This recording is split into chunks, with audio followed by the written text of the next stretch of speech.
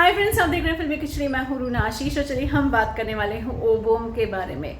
Friends, अपना review तो मैं आपको ऑलरेडी दे चुकी हूं कि कैसे इस बार का संजय दत्त स्पेशल और फिर नरगिस दत्त एंड सुनील दत्त जी का जो स्पेशल बनाया था उसमें किसने क्या गाया।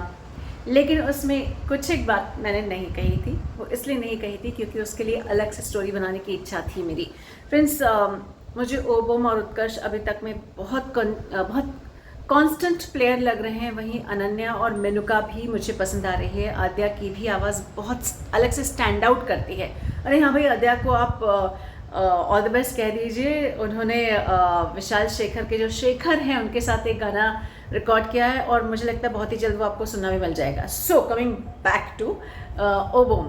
फ्रेंड्स, ओबोम का इस बार हुआ है कि जो गाना गा रहे थे पापा के लिए, जब वो लिखते हैं तो गाना पूरा बनाते हैं और उसके बाद मौका मिलता है सुनील दत्त जी के लिए संजय दत्त के स्पेशल में वो एक वो रिलेशन को दिखाने के लिए मेरे पापा ये वाला गाना गाते हैं। और उसके बाद संजय दत्त उनको एक बड़ा सा भारी सा सरप्राइज़ देता है और उनके सामने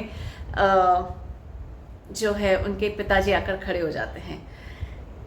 इतना इमोशनल माहौल था कि मेरी भी आंखें भीग गई कि कैसे कोई बच्चा अपने पिता से, अपने घर वालों से 3 साल से नहीं मिला और सामने एकदम पापा खड़े हो जाते हैं। और फिर पिता खुद बोलते हैं कि देखिए, मेरी तो बहुत सारी इच्छाएं थी कि मैं भी बड़ा होकर नाम बड़ा करूं और देश में अपना नाम करूं और अपने प्रदेश से बाहर निकल कर काम करूं। वो हो नहीं पाया क्योंकि उस समय मुमकिन नहीं था। लेकिन जब ओबोम ये काम कर रहा है तो मेरा वो सपना पूरा हो रहा है। दोनों के बीच में बहुत इमोशनल बातें हो रही है। कई बातें आप सिर्फ समझ पाते हैं, उसको शब्द भी नहीं दे पाते हैं।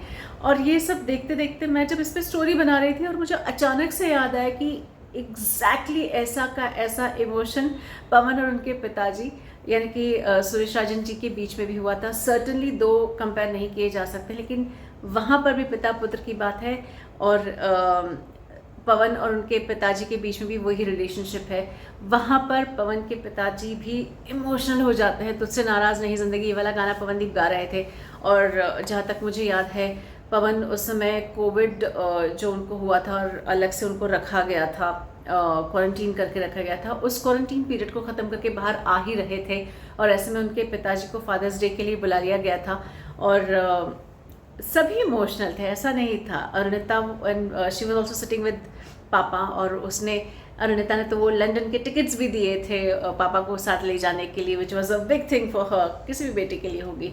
लेकिन यहाँ पवनदीप और उसके पापा का जो रिलेशनशिप दिखाया गया है। और अब मैं आती हूँ इंडियन आइडल 14 देखती हूँ और फिर देखती हूँ कि कैसे ओबोम और उसके पिताजी का जो रिलेशनशिप है, आई मीन आंखें भीग रही थी।